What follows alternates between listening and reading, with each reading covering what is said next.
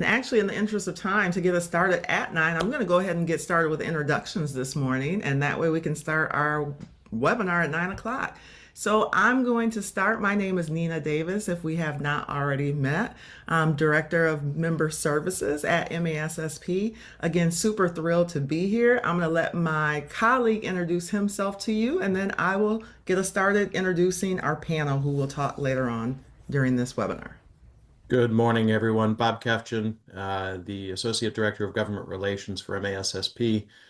Long story short, I'm your lobbyist. Happy to be here this morning and looking forward to going through this law in some detail, really digging in so that you guys can have a sense of exactly what it is you need to do, but also what it is you can do in implementing this particular new law. Thanks, Bob. And again, as I mentioned, we have a panel. We have 4 buildings, 3 districts that will be speaking to you a little later in our webinar series here today. I will just introduce their schools, but I will give them an opportunity to introduce themselves a little later. So we do have Blissfield Middle School and High School in the house today.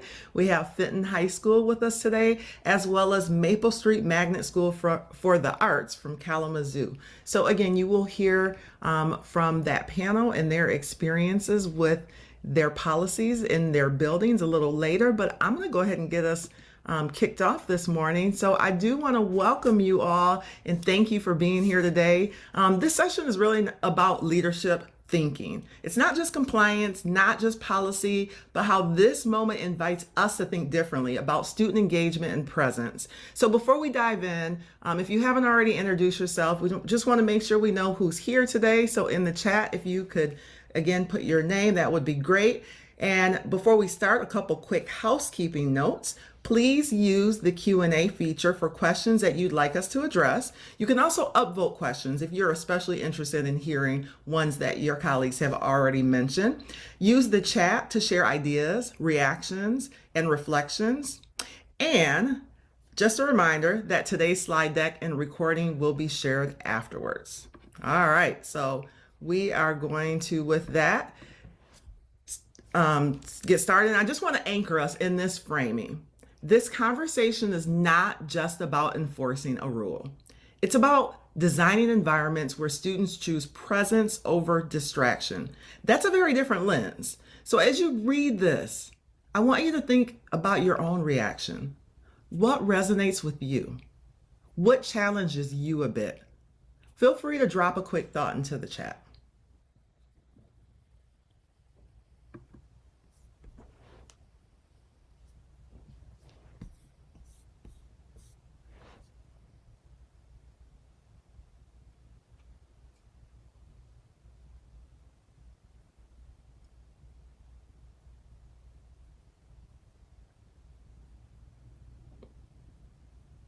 All right, so as you're thinking and reflecting on that, we'll go ahead. Here's how we're going to structure today's conversation. There are 2 connected but very different dimensions. First, my colleague and lobbyist extraordinaire, Bob Kefgen, will present laws and regulations. He'll discuss what is actually required by the statute and what is not required. Secondly, I'll get into some leadership and practice and how we're going to lead within those boundaries, how our student experience will be shaped. Because while the law sets expectations, it does not prescribe culture, relationships, or engagement. That work remains squarely in the leadership space. With that, Bob, I'm going to hand off this disclaimer slide to you. So all of this long verbiage to say a couple of things. First, we're not lawyers. Most importantly, we're not your lawyer. And so the information we're offering today is up to date as of today. We are happy to be your thought partners and are going to give you the best, most accurate information that we can. But if you need specific legal guidance on something, you need to consult with your local district council. Also, we need already noted, but please note that this webinar is being recorded. It will be shared with registrants along with our slide deck. And so our interactions today are on camera. So with that, as Nina said, I want to jump in by starting with policy boundaries. And I think you're going to see with this law is that if you're coming into it looking at it through a compliance lens, you'll find things to comply with, but it's going to stop short of maybe some of the state requirements that you're used to, where there's more and more detailed compliance, because there's a lot of room in this to make it work for your district. That's a feature, not a bug. And so as we're diving into this space, I'm hoping that you'll take a look at the requirements in the law through the lens of what can I do with these, not what do I have to do. Still, though, I think it's important to ground ourselves in the reality of where we often approach these things. So when you hear statewide cell phone ban, thinking about that as a leader in a building, what is your first leadership concern when you hear the phrase statewide cell phone ban? And I'm going to ask you to take a minute and ponder that, and then respond in the chat. And then after you've responded in the chat, take a minute to read somebody else's reaction and engage with it. It can be as simple as a thumbs up or a typed response, but reflect on this for a minute, and I'll give you a couple of minutes to do that.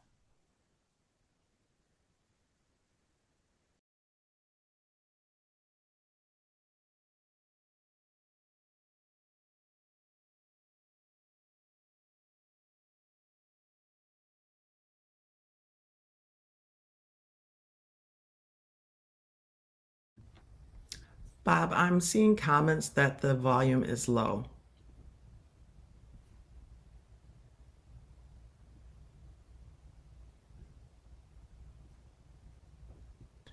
Yeah, I'm seeing those too.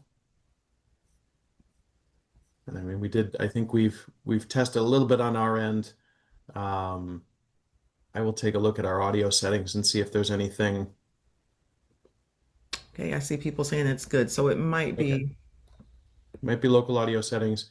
If you're having trouble hearing us today, do remember that we are recording this, uh, and that we'll be sending out the recording. So if there are things you feel like you missed, you will have a reference point to be able to go back and check your thinking on this, and be able to review the slides on your own.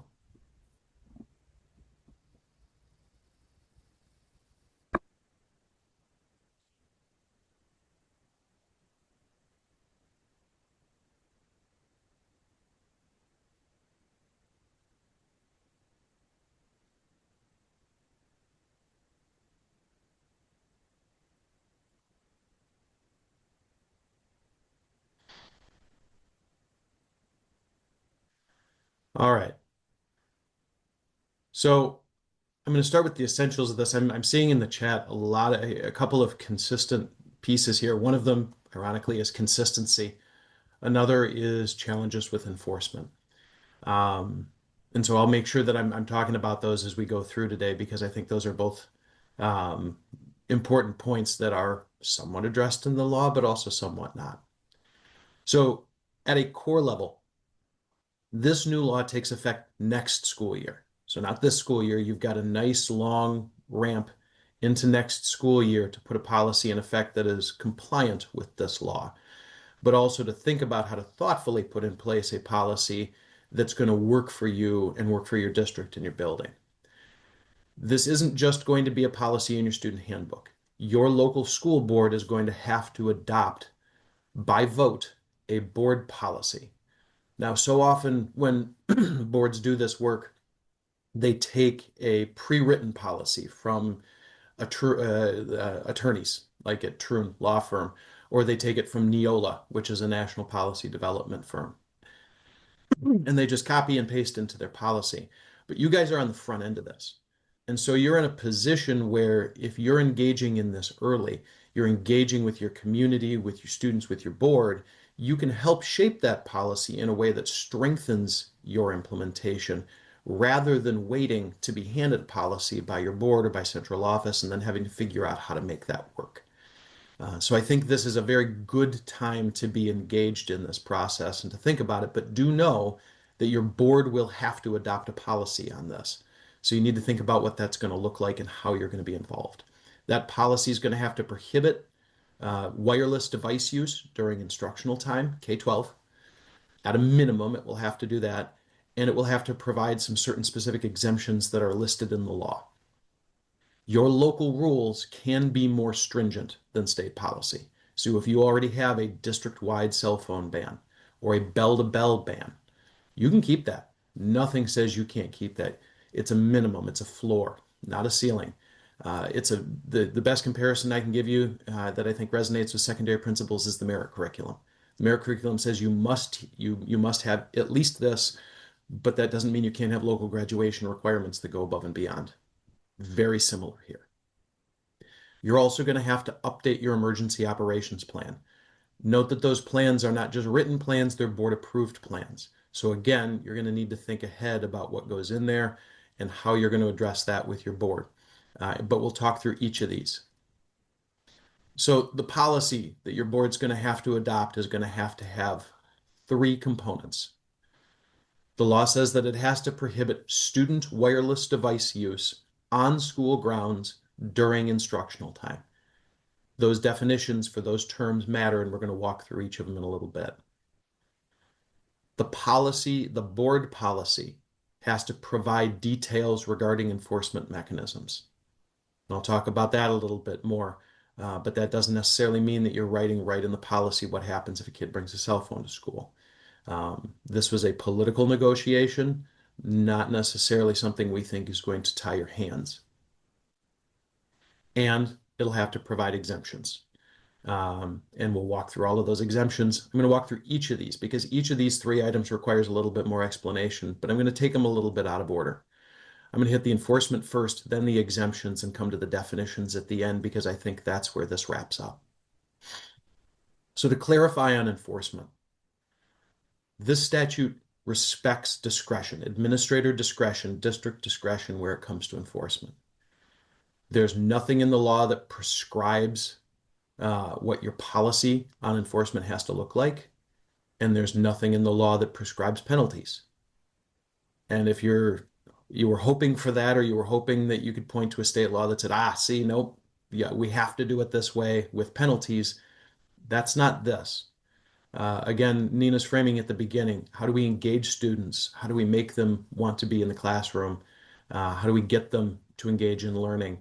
That's more where this focused. We kept out a lot of those pieces that are so often sticking points when implementing new laws.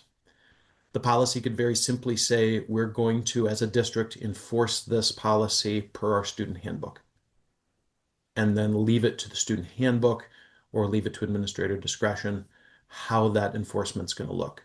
So yes, the board policy has to include enforcement, but it isn't specific as to how it handles enforcement. The exemptions. I saw several questions earlier about what are the exemptions? What do we need to make sure is exempt? Note that these are the exemptions in the board policy. Again, they're pretty much what you would expect. They're common sense exemptions for the most part. Medically necessary devices, right? You've got a kid that's got to check their blood sugar on their cell phone. Medically necessary. Or a student who's nonverbal, who relies on a device for communication, speaking. Medically, devices required by a 504 or an IEP are exempt. District-owned devices. So if you have district-issued devices to students, laptops, tablets, whatever, those are exempt, as are district-designated devices for instructional purposes. So if you're a bring-your-own-device district, this is where you live.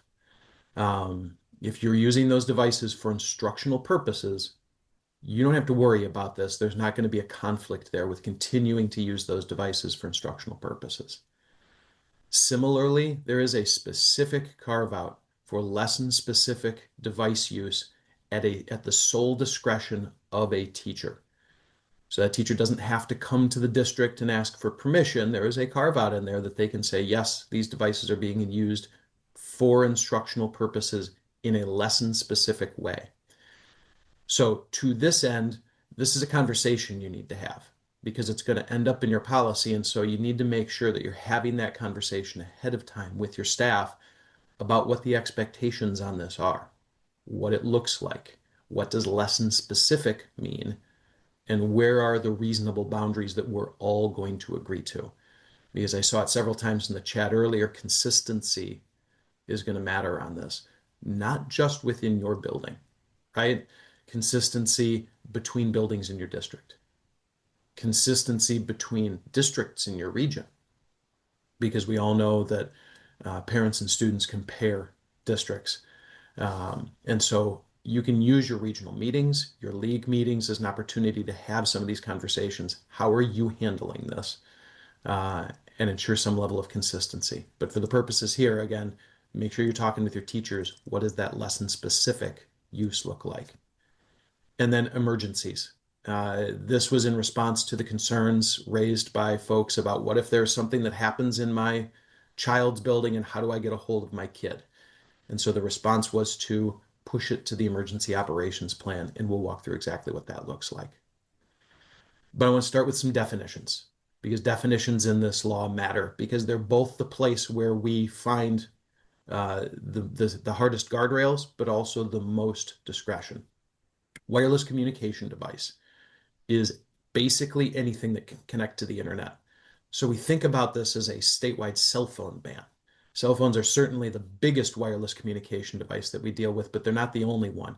If it can text, call, navigate, access the internet, send email, send photos or videos, it's a wireless device, right? So you're talking your smartwatches, your tablets, your laptops, all of those are covered by this policy.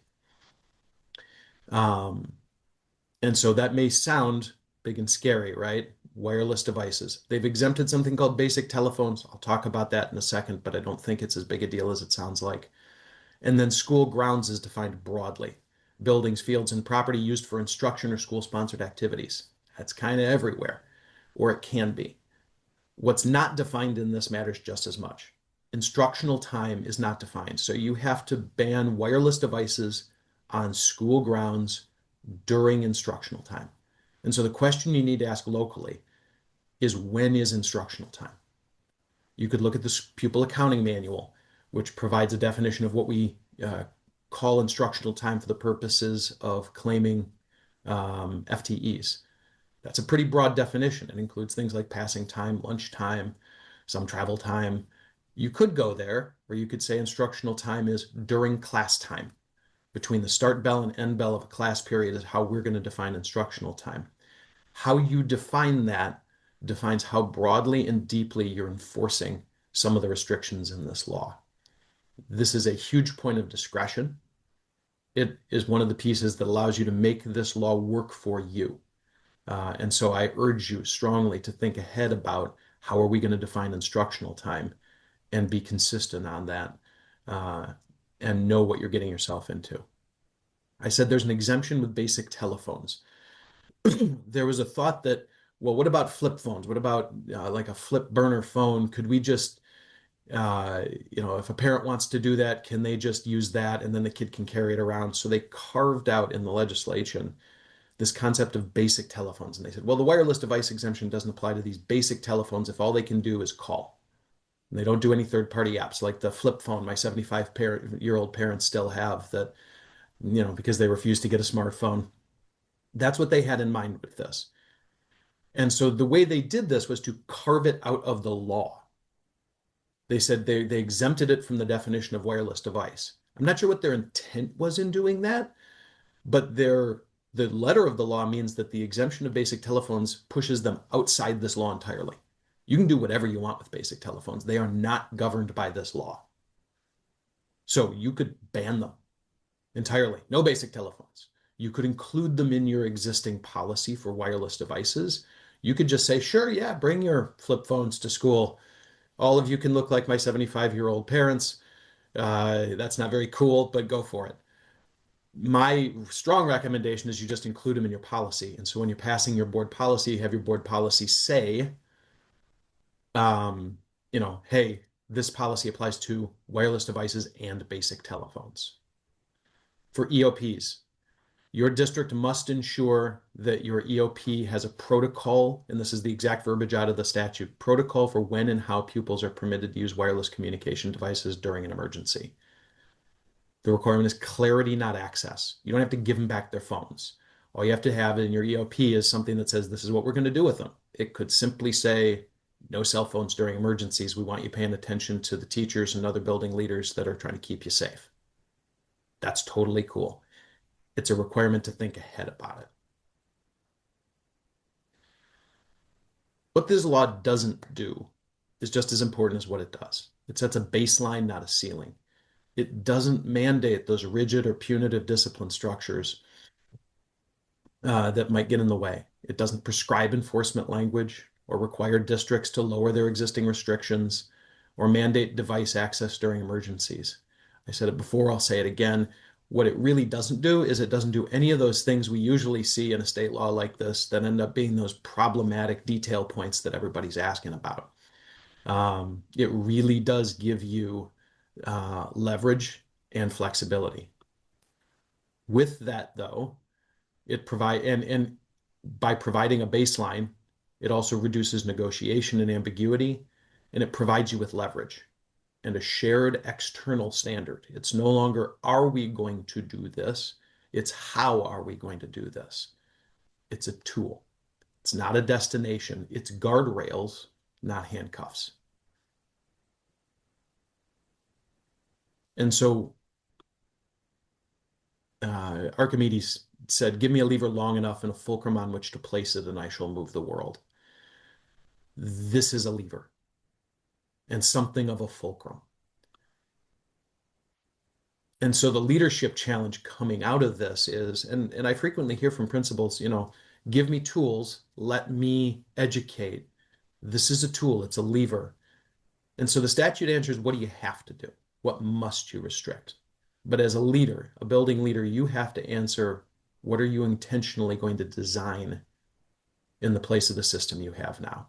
How are you going to use this?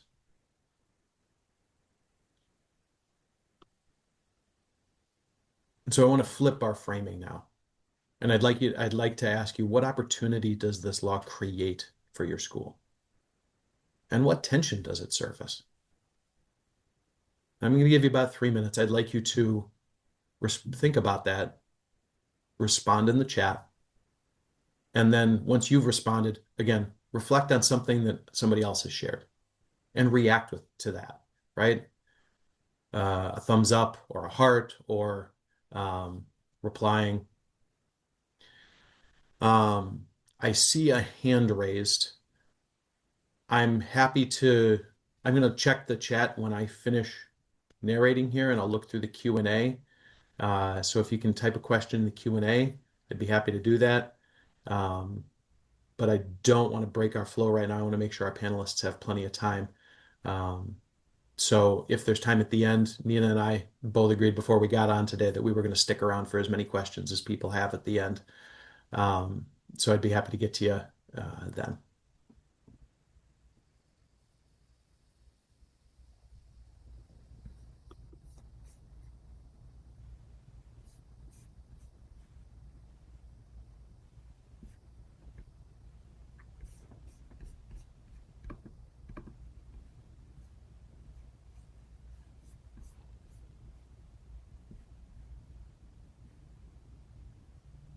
Love the opportunity, comments coming in, that you're being reflective and seeing this as an opportunity.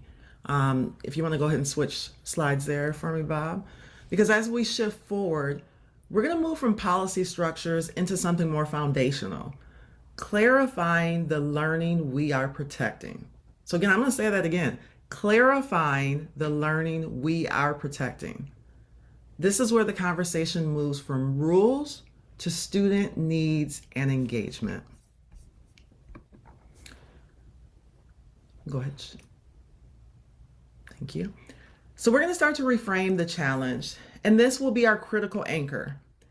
The law will restrict access, but it will not enhance engagement. Restrictions remove distraction. Leadership design creates engagement. So remember the system layers. Statute sets boundaries. Board policy sets parameters. Leadership determines student experience. So let's pause on that for 1 second.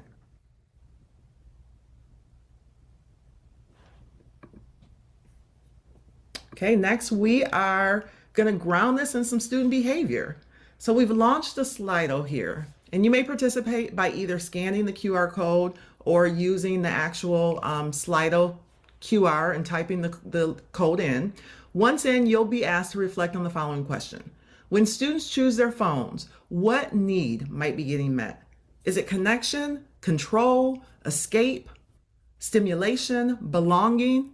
This isn't about excusing the behavior. It's about understanding what the device might be substituting for. So I'm going to pause here to give you time to not only respond, but also notice how your peers respond to this question.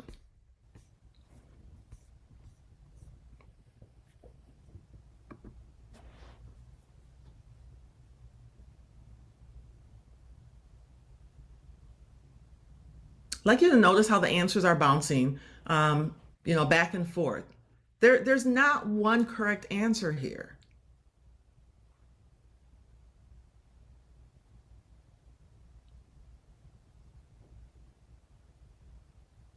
Bob, if you'd like to go ahead and advance us.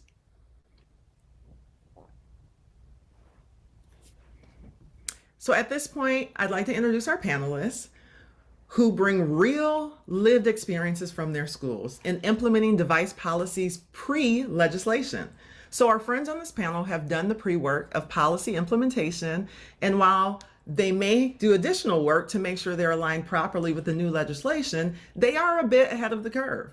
So we're going to hear about some of their experiences. So from Blissfield Schools, we have both Michael Bader from the high school and Laura Dinkins from the middle school. From Fenton High School, we have Laura Lemke. And from Maple Street Magnet School for the Arts in Kalamazoo, we have Aaron Rolfe. So welcome to our panelists today, and thank you for being here to share your experiences with us.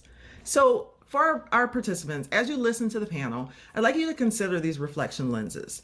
Re-engagement versus quiet disengagement, leadership decision-making, stakeholder concerns, student experiences, and surprises. We're not listening for right answers. We're listening for leadership learning. So Bob, if you'd like to go ahead and advance us. I'm going to start with the first question, and our panel is just going to come in and answer if they feel that that's an answer that or a question that pertains to them. So number one, before any policy decision was made, what question did you believe you were actually trying to answer as a leader?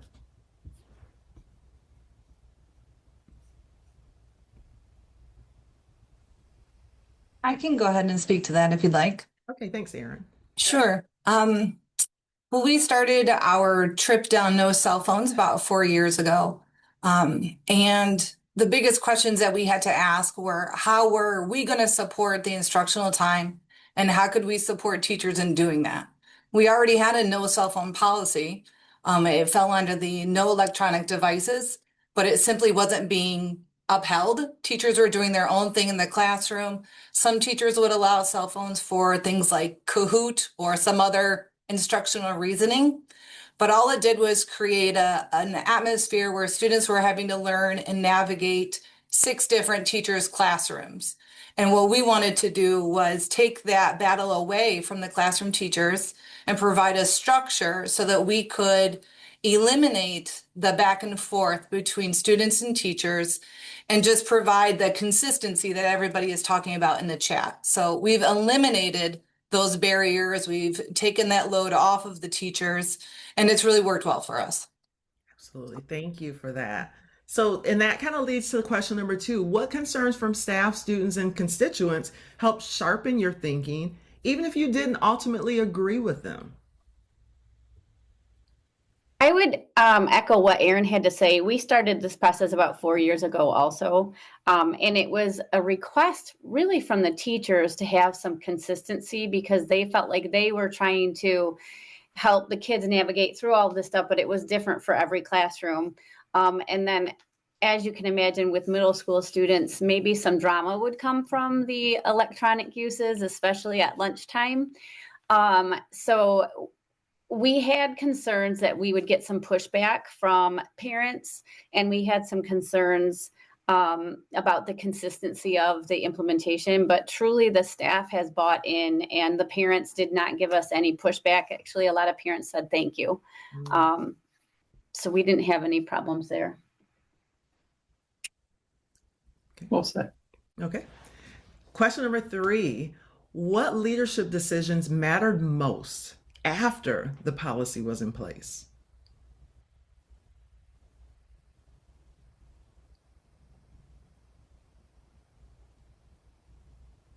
For us in Kalamazoo, it's been that consistency piece. So it took about, I don't know, maybe 1 to 2 years to really get every staff member on board. But once every teacher was really 100% in on this, the students even began to thank us. It really took away I don't know, the kind of addiction that students were having. They didn't have to worry about if they had a cell phone and to show it off by any means. And it just eliminated it. And students all of a sudden realized that they could focus in their classes more. So the consistency piece has been really huge. Every year we look back at the building procedures and we have modified it each year slightly. So we take input from all of our stakeholders, but mainly it's just been keeping it intact, making sure that it's well known. All new teachers are onboarded. It's delivered at every class meeting, and so there's just no questions about it. Right. So this is kind of a follow-up to that, Laura, and not necessarily, I'm sorry, not Laura, Erin, and not necessarily that you have to answer this, but what have you seen students meaningfully re-engage, or where have you seen students meaningfully re-engage, and what conditions made that possible? So for anyone on the panel, have you seen students re-engaging, and where have you seen that? Not wasting time. I would say students have re-engaged with just having human interactions and conversation with each other, with the adults in the building. They are much more willing to have a regular conversation and engage, whether it's academic or non-academic, just the face-to-face interactions. Absolutely. And so our final question, where are you still seeing quiet disengagement? And what questions does that raise for leadership? I'll take that one if you don't mind. We've had our policy for 2 years now. We worked on it 2.5 years ago to craft it.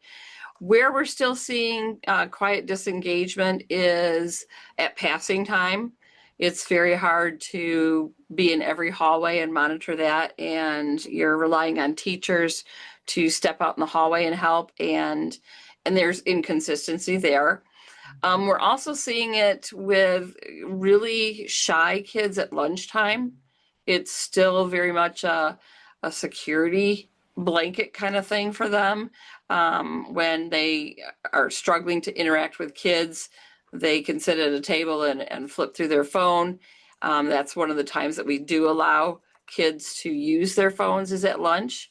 In terms of re-engagement, we're seeing more conversations at lunch than ever before. We're seeing fewer kids use them on a regular basis, but they do take a few minutes to check their messages, see if mom or dad have changed the transportation arrangements for after school and things like that.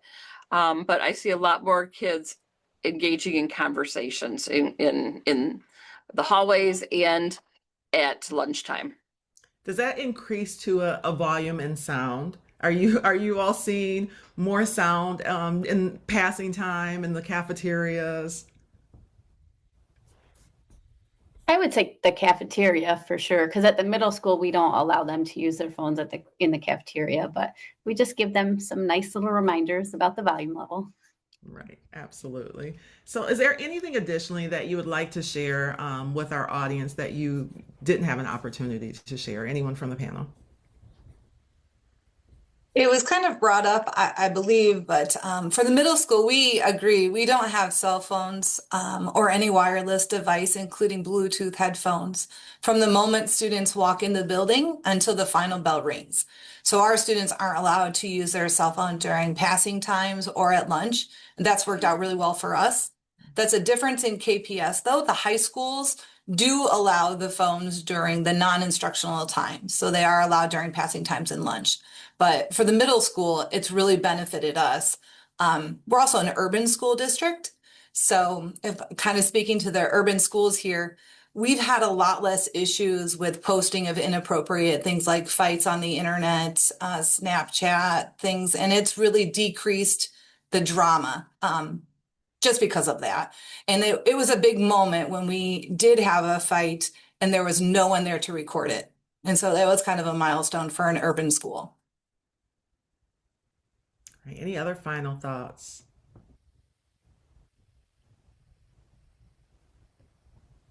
Okay, before we transition, I want to take a moment to thank our panelists. Thank you for your time, your honesty, and your willingness to share your experiences with colleagues across the state.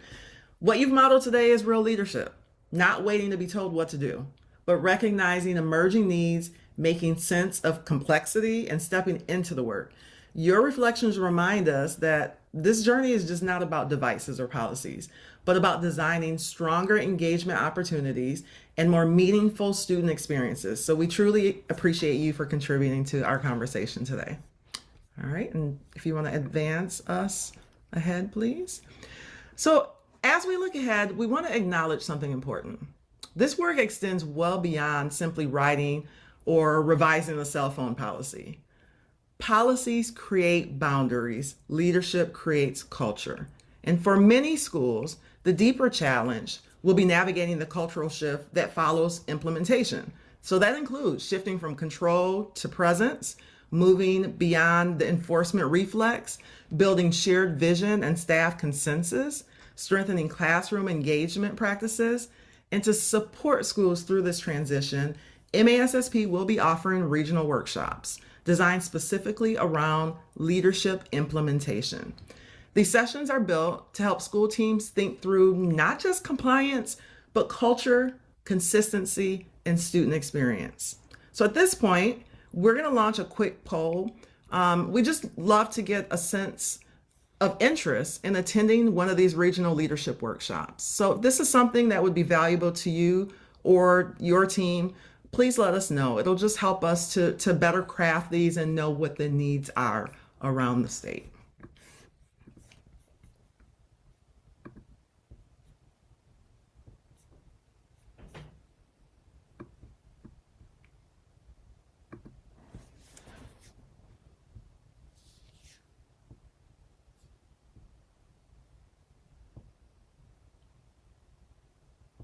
Okay, as you're finishing that up, we'll advance to what I believe will be our final slide with you all here.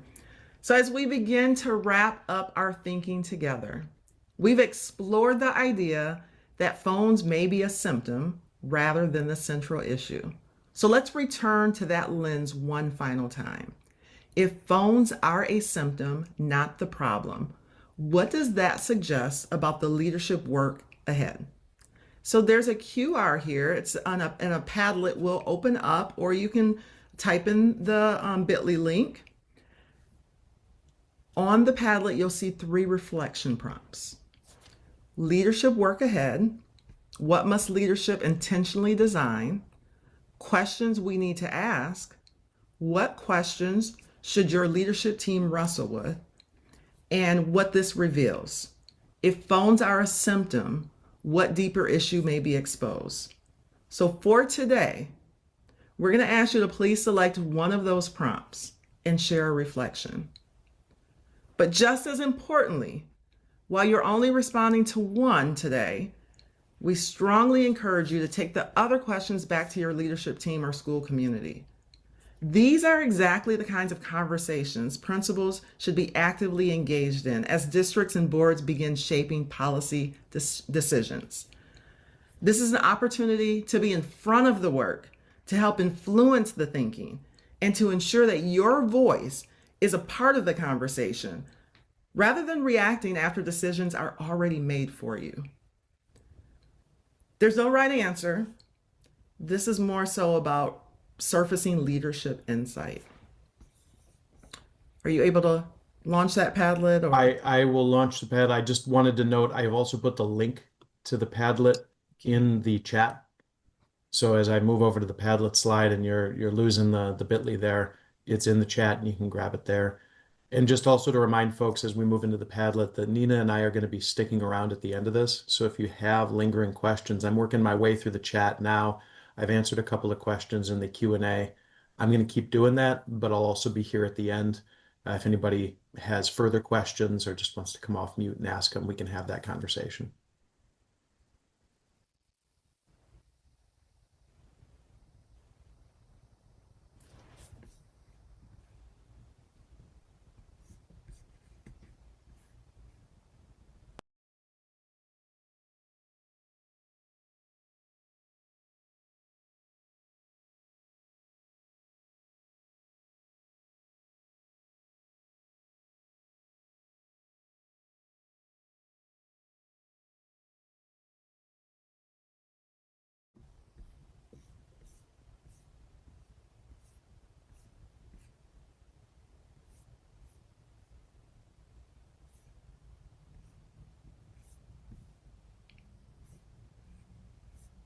So as you're reading what your colleagues are jotting down in the Padlet, I do want to mention, I want to leave this up, but as we close today's session out, and we are closing a little early, so we will have some time to stay and answer questions. But I hope you leave not just with information, but with a slightly different lens. A lens that sees this moment not simply as policy shift, but as an opportunity to re-examine engagement, presence, and student experience. So I want to thank you for being here, for leaning into this conversation with curiosity and honesty. So again, Bob and I are happy to stay on for a few minutes to address any remaining questions or thoughts. We are going to continue to monitor this Padlet. I hope that you do as well, so that you can see the engagement from your colleagues, the thoughts, the reflections. But this is, again, a powerful opportunity for us to reshape the lens of education and what we are doing in our buildings to re-engage our students.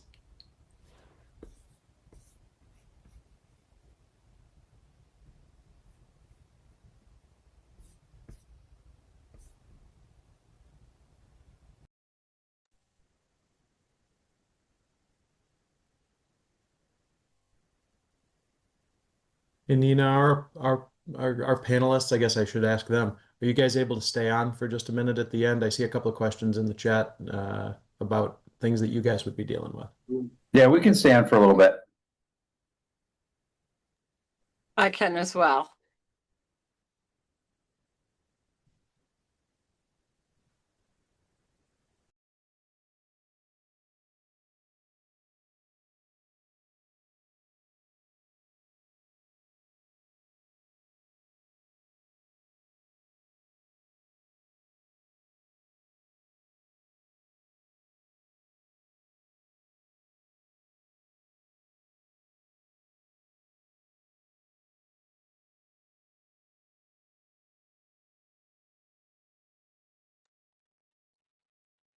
Right. I'm still seeing some engagement on the Padlet and in the chat, which I very much appreciate, and I'm still working my way through.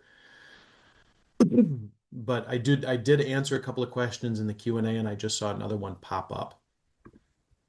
So why don't I take an opportunity right now to answer some of those questions and say out loud some of the answers that I typed already.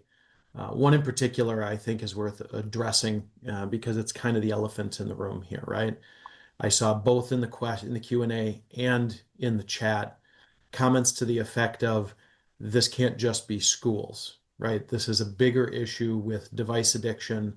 What are we doing? What's the legislature doing? What is our larger system doing to address that addiction? And there are a couple of answers to that. One is that the same legislator who introduced these bills, introduced the bill to do the statewide cell phone in schools ban, also has two other pieces of legislation in this space. One prohibiting social media companies from allowing minors to create accounts without parent consent, and one imposing a significant surcharge, like a 35% tax on wireless devices intended for use by kids. So what exactly that looks like, the details on that, that's the kind of thing that needs to get negotiated, but the intent is clear. This legislator views device use by minors, particularly social media use by minors, as a problem, and he is seeking to act in this space in the capacity that he can as a state legislator to move these issues. Now, you got to get 38 people to agree, or at least half that many people to agree in order to move anything through the state legislature. But this is certainly a point of conversation, right? It's going to be an ongoing discussion. There's some limit to what the state can do about this, because once you start regulating device sales or device usage or anything across state boundaries, companies not based in Michigan, for example, now you've got interstate commerce issues, and those are the purview of the federal government. But clearly the state legislature is looking at this, whether in this divided government where they've only passed 74 laws in a year, the lowest ever in state history. I'm not sure we're going to get there right now. But I think the conversation is going to continue, and there's certainly recognition that this is a starting point, not an ending point. The other question I got is about what about different policies within a district, right? Our middle school has a more restrictive policy than our high school. That's totally cool. As long as you meet the minimum, you're fine. So I know a district out on the west side that has a policy, no cell phones at elementary, don't even bring them. If you bring them to school at middle school, leave them in your locker all day, bell to bell ban. At high school, the ban is during that instructional time, but you can have them during passing time and lunchtime. That's how that district's handled it. That's also could allow different high schools within a district to have different policies, although I would strongly discourage that sort of thing, right? Consistency is your friend here, within your district and between districts in your region. So having all the high schools on the same page, all the middle schools on the same page, or just all the buildings on the same page is going to be much stronger. You're going to get a lot less pushback because then you norm the behavior for every kid at every level. Jeff, I see your question about specifics regarding smartwatch enforcement during instructional time or smartwatches during instructional time. Smartwatches are defined as wireless devices. The policy your board is going to have to pass will prohibit wireless device usage during instructional time. So, how are districts handling this? I know it's tough. What's a smartwatch? What's not? I wear a watch that's a smartwatch that looks just like an analog watch. And it, I can't type texts on it, but I can certainly receive texts. So what do you do about that? There's a reasonableness standard here, right? Nobody from the state's going to be coming in, knocking on your door and checking on your wireless device enforcement policy. What does it mean to use that device during instructional time? There's gray area here. I think we have to acknowledge that there's gray area here. And we have to lean into that, because that gray area is a curse, right? It's something you have to work with. But it also means that you can work with it and you don't have to work around an overly prescriptive state law. So specifics on it, it's a wireless device. You're required to restrict it as a district during instructional time. Beyond that, what that looks like, how you're going to handle that, you're going to have to figure that out. And I know that's not the cleanest answer, especially given how much compliance we've gotten used to as a state education system. But that's the answer.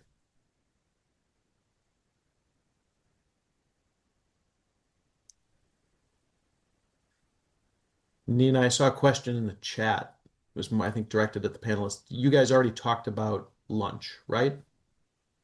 And what you guys do at lunch and how enforcement went initially? Yeah, two people shared, but if you would like to reshare that and what you're doing, I believe the middle schools were the two that shared their lunch policies. Yeah, our middle school, we don't allow the students to have their cell phones at lunch. They have them in their lockers, so of course they check them in between classes, and we do our best to monitor that. And we've had to address some kids taking videos, making videos of dancing and so on and so forth, but they do not have them at lunch. And it really did cut down on a lot of the drama. When we first rolled out the policy, we would have like talking points for the kids to have conversations to help guide and teach them about, sitting and eating lunch with their peers and having conversations while they're doing it. And that seemed to be helpful, but here we are 3 years later and we really don't have any problems with the kids not having their phones at lunch.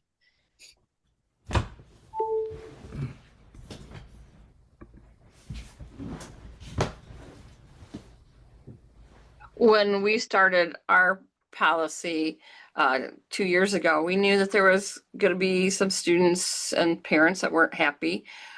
We plastered our hallways with funny memes about not using cell phones or what happens if you do get caught using a cell phone. So we used humor to try to diffuse a lot of things when we were first rolling it out. And that helped a lot. That helped a lot. We had extra copies of different memes that staff could pick from at a staff meeting and post in their room. So one that particularly spoke to them, they used it to use in their classrooms and their, informational bulletin boards. That got the ball rolling because people were talking more about the memes, which led to talking about the cell phone ban, but not necessarily in a negative way, more in pointing out the humor. So that helped us a lot.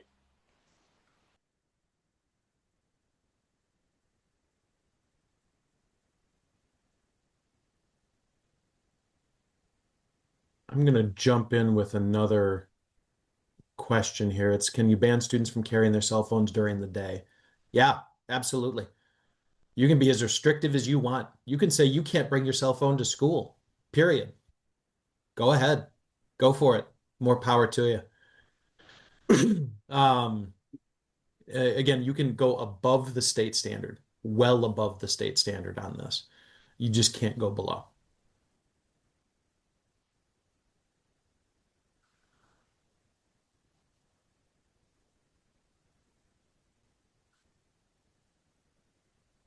Nina, let's see here. Are you seeing any other questions? I haven't had a No, chance to I'm read the Padlet. reviewing, and I don't see any that we have not answered.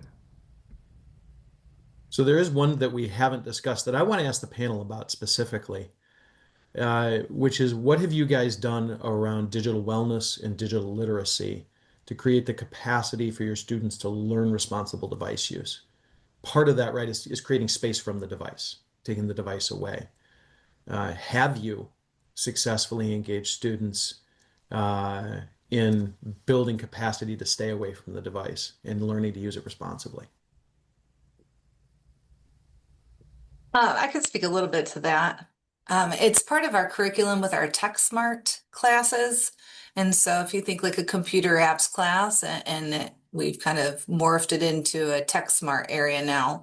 And a lot of the lessons are built to teach students about how to use the computer, the different platforms, but the content is based on kind of digital literacy and online bullying, cyberbullying, and that kind of they just use the context to teach the skills, if you will.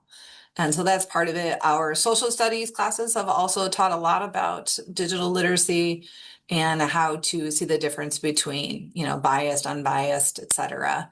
And so it's just the different ways that it's been integrated into our classes. Mhm.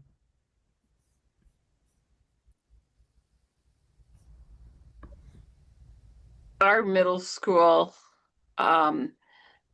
does a technology class that most kids circulate through, and that's one of the areas that we teach it before they get to the high school. We also just reinforce it at every one of our orientations in the fall, that we are trying to be good digital citizens. The same conversation comes up with artificial intelligence too. Marrying the two conversations go really well together because, again, we're trying to use technology in an appropriate way. And so it's not been a hard transition in terms of having those conversations with kids. It really, they want guidance as to when and when they can't.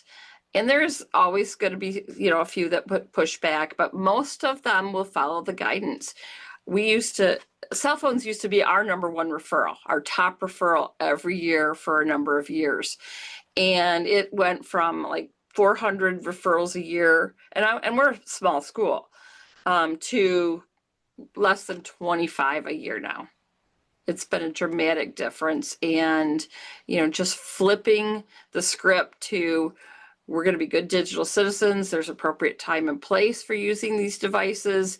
We give you before school, after school, and at lunch. And, we still are working on the passing time. That's, I think, harder at a high school because we do have a lot of students that are engaged in dual enrollment and work-based learning and have jobs. And so their employers are contacting them, can you come in, cover a shift? So that piece, we're still working on, and hopefully we'll get better at that.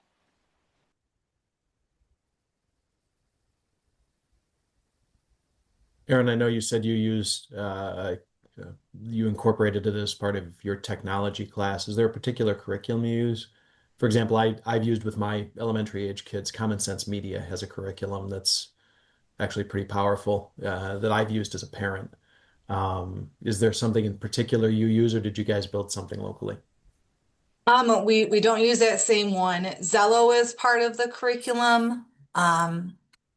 Yeah, I think that's the only one other than just developed curriculum, but that's the only kind of packaged curriculum that they're using in that class.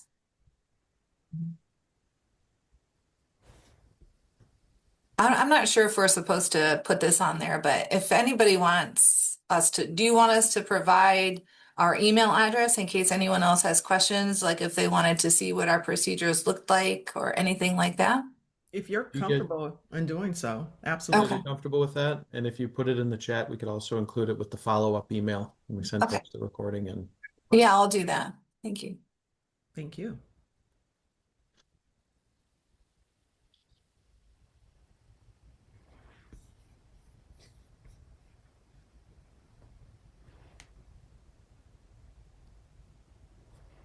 dual enrollment. All right, give me a second to read this, Shane.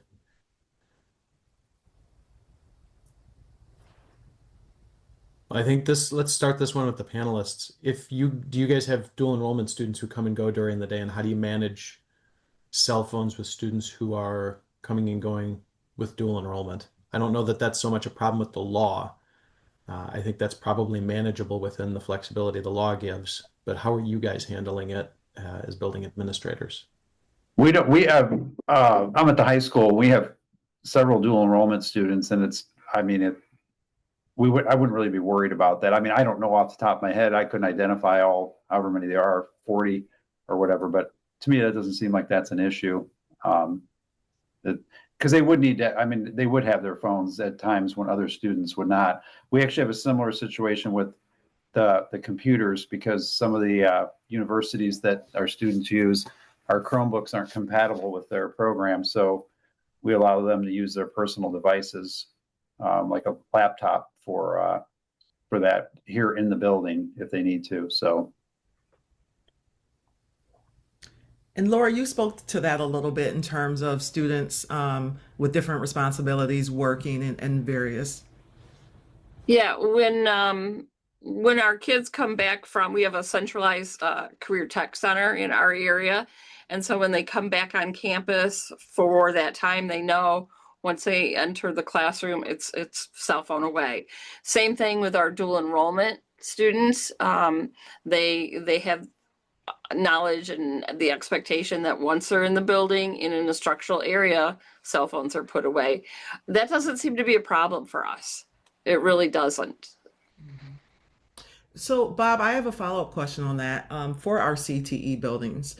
Some of our CTE buildings have workplace sites that may be, outside of an actual school proximity. So, how do these laws also apply, or like how does that figure into everything? Right. So, and this goes to the conversation we had about those definitions, what's defined, what's not. Right.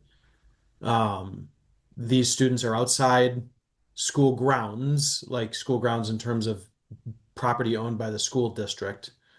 But they are absolutely in a space where learning is happening. Mm-hmm. So I'm just going to jump back to the definitions here. Mm-hmm. Buildings, fields, property used for instruction or school-sponsored activities. You could, if you really want to try and enforce this, say, look, that job site where you're working is school grounds. you're learning, this is instructional time, no phones.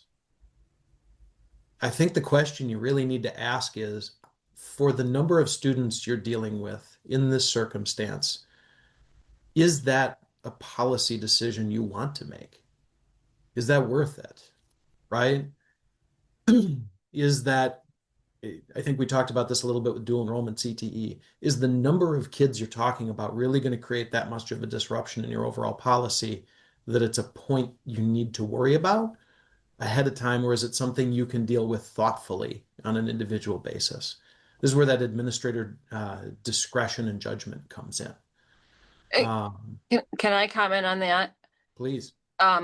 Besides my assistant principal role, I was career tech director for the high school as well for several years. And so I wore both of those hats and oversaw kids in work-based learning.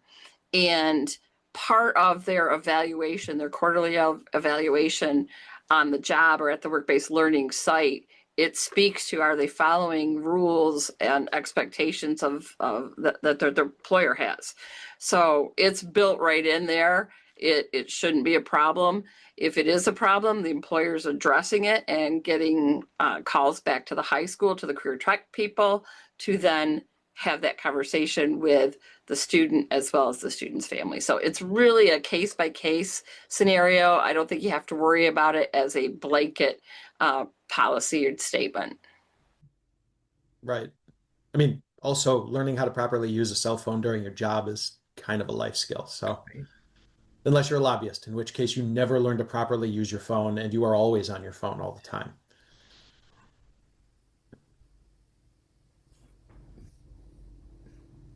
Nina, we are at time. I don't see any other questions.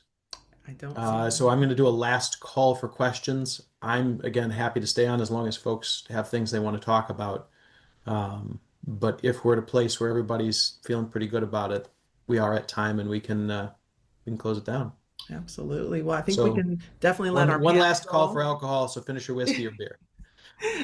And since it's 10:01, I will let our panel go. Again, thank you so much for the time and for your expertise and just for sharing. Thank you all.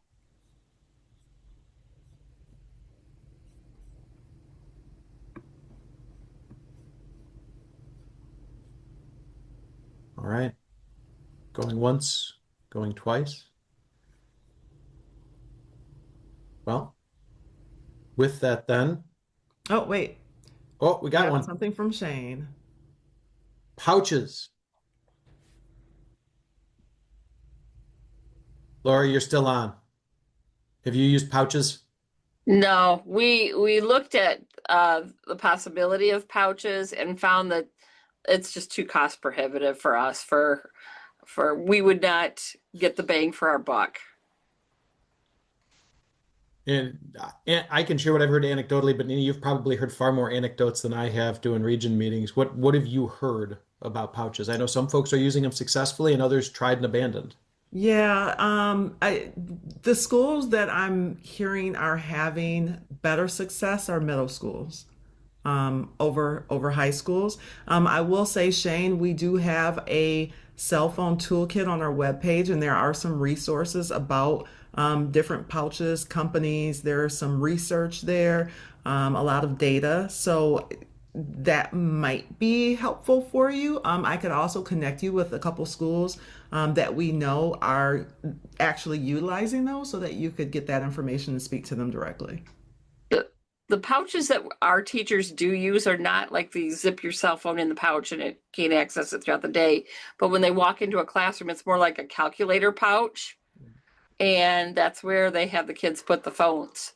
So that, those kind of pouches, they were for us about $14 for any teacher that wanted them.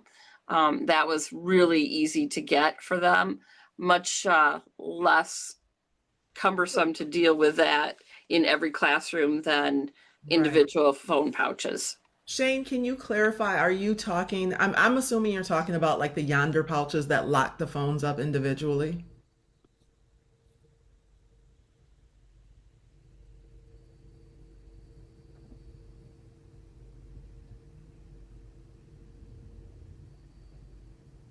Okay, so if you go into the here, I'm going to move my chat so I can see. If you go into policy library, can you push on that, Bob? Are you I able to? pulled the cell phone toolkit up Yeah, on the so click website. on policy library, which is the third. Yeah. So if you go to browse Michigan school policy, Shane, there are schools listed there that actually listed that they use the Yonder pouches. So that would probably be helpful in terms of knowing, those schools to reach out to. Like Avondale Middle School, you'll see policy type Yonder pouch.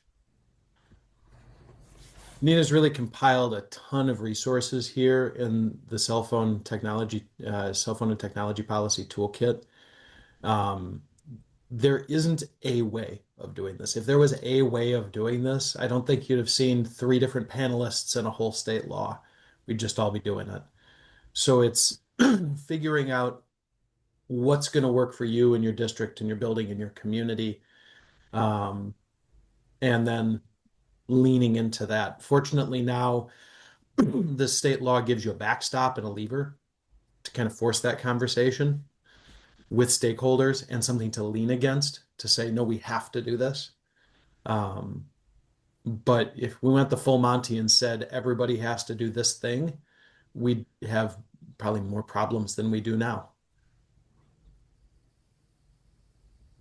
Absolutely. Well, again, And I thank put the you, link for anybody that's still on. I put the link to the cell phone policy toolkit in the chat. It is accessible only to MASSP members. You do have to be logged in.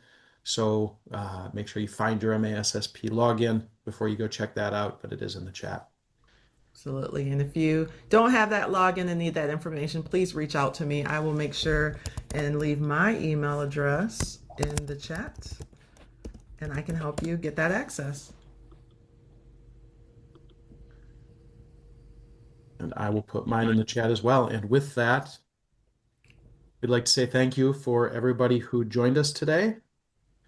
We hope that you found the information that we shared today helpful, not just in figuring out what you have to do in your districts, but in thinking ahead about what you're going to do and how you're going to thoughtfully implement these policies to really move beyond just enforcement to engagement, in getting students re-engaged and off of their cell phones because they want to be there. I think with that, Nina, we're good. I think we are good. Again, thank you all for being here today and for leaning into this very important conversation. Have a good day. All right.